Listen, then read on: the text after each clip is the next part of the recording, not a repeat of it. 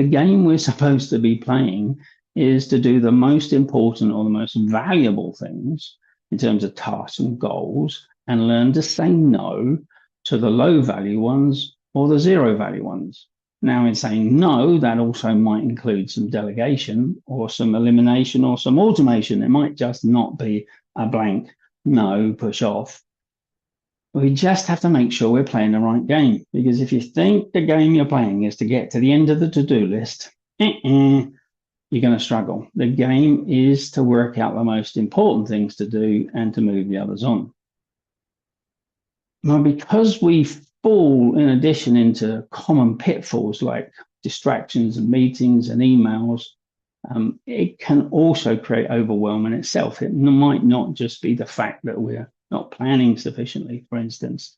And we could also be co-designing some of the problems that we face and trying to solve the problem for the second or the third time because we didn't solve it fully the first time.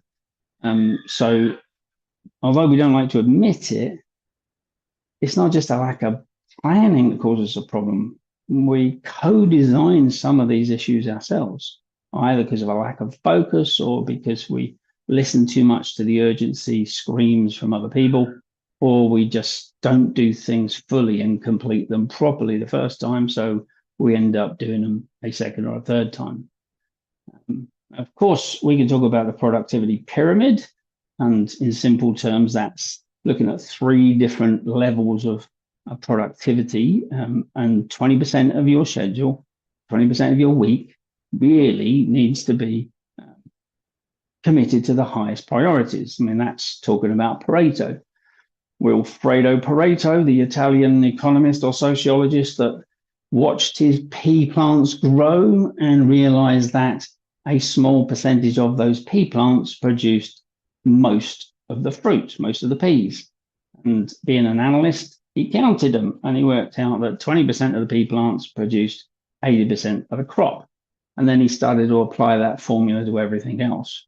And it very much works out. Some people would say today it's more like 10%, 90%, but let's not get pedantic. If you devote at least 20% of your time to the really, really important stuff, then you're likely to be moving your life and your business forwards.